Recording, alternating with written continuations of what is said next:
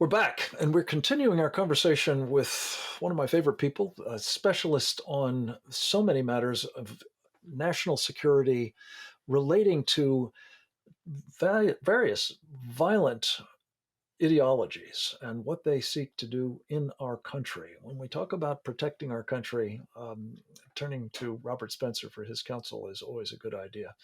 Robert, we've talked about a couple of different problems that are compromising, I believe, both our situational awareness of the threats that we're facing and perhaps our countering them as effectively as we need to. We've had in just the past couple of days information pushed forward about the unusual characters who were operating from a luxury apartment within a mile or so of the US Capitol, uh, stocked with all kinds of weaponry and using it as a base from which apparently to suborn or at least cultivate relationships with Secret Service personnel, including a number associated with protective details, the First Ladies among them, and otherwise involved in securing the White House. Um, we've been told, including by our colleague Sam Faddis and earlier in the week Ben Weingarten, about some of these um, trails of evidence leading towards Iran and its stated desire to do very considerable harm to the United States in retaliation for President Trump's liquidation of Qasem Soleimani. What do you make of all of these still unfolding details and what it tells us about what the Iranians, particularly, are up to?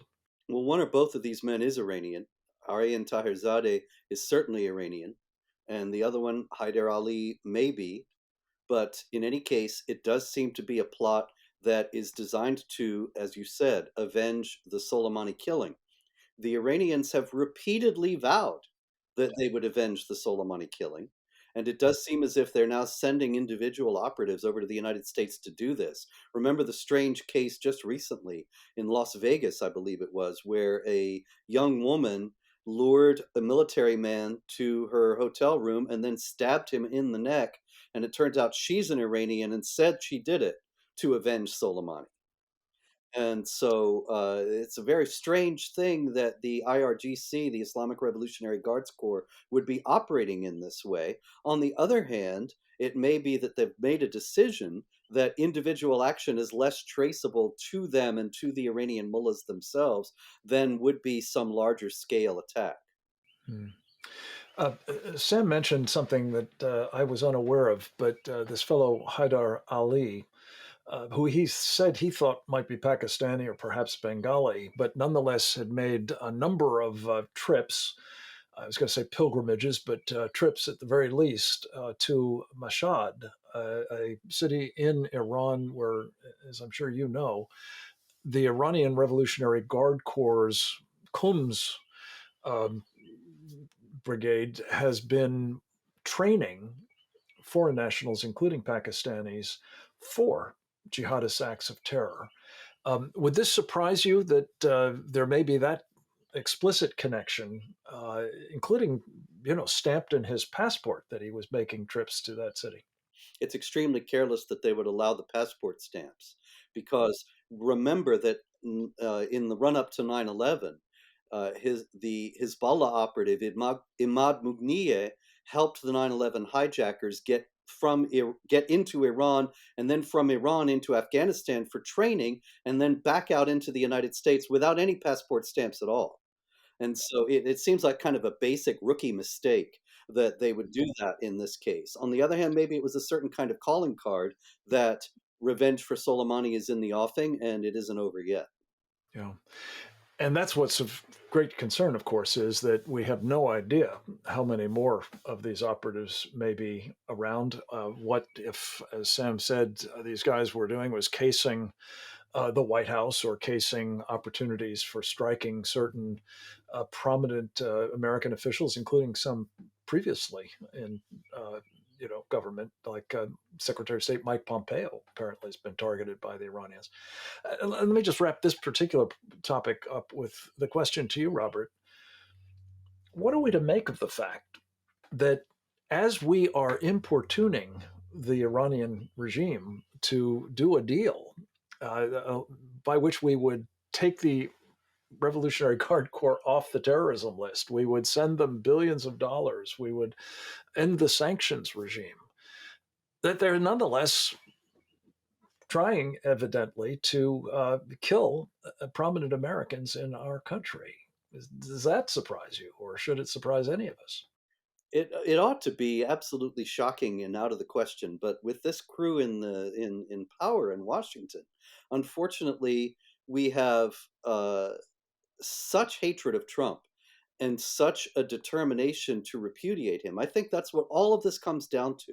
That this was the foreign policy establishment. They were the experts who knew how to do things, who knew how to bring world peace. And Trump repudiated their Iran deal that was the centerpiece of the Obama administration. And he showed them up. There was peace in the world for 4 years. And so now they are desperate.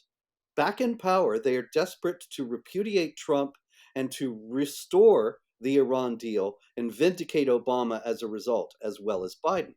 And they don't care what the cost of it is going to be. But weakness emboldens aggressiveness, and the mullahs see the world in terms of strength and weakness, and so they're taking advantage of this, and they're going to continue to do so. Yeah, at our great expense, to the point of actually underwriting their completion of their acquisition of nuclear weapons. I think there's no doubt about that. Robert, let me ask you about one other topic in just 2 minutes or so that we have left. One of the wonderful things that you do with jihadwatch.org is relay information about jihadism elsewhere around the world. Your colleague Christine Douglas Williams has done a very important piece recently about a country that is particularly afflicted by this jihad, although you wouldn't necessarily know it because the US government, among others, insists that that's not what's going on in Nigeria. They claim it's just some sort of conflicts between herders and farmers. Here we are on the holiest weekend of the Christian calendar. The overwhelming majority of the people who are being afflicted by these jihadis in Nigeria are Christians. What are we to make of the fact that Nigeria is now the largest um, targeted country in terms of ISIS attacks in the world today? People don't realize it, Frank. You're absolutely right. It's not reported. You have to go to Jihad Watch to see. It's practically a matter of daily attacks now. Muslims killing Christians. The herdsmen, as you noted, it's herdsmen versus farmers, but the herdsmen are Muslims and the farmers are Christians. And many, this is not me talking, but many Nigerian authorities in the church and also Christian politicians have noted that it's very clear that the herdsmen are trying to drive the Christians out of the area and take the land that they are farming and establish ultimately an Islamic state in all of Nigeria that would subjugate the Christians that remain. So, this is something that is very clear from the statements of the groups themselves, notably the Islamic State West Africa province, which probably most people don't even realize is based in Nigeria, is quite active, hits in neighboring countries, Cameroon, Niger, Chad. In fact, they're trying to establish a caliphate Yeah, in absolutely. And Central Africa, West Africa, that would be far larger and certainly more powerful than anything that they ever aspired to have in Syria. Robert, thank you for the coverage you're giving this particular topic, as well as the rest of the work that you perform. It's vital, and I commend to all of our listeners your website, jihadwatch.org. Please support Robert's vital work if you would. Thank you. Come back to us again soon with updates if you would, Robert. Next up, Todd Bensman on border insecurity and what it means for you.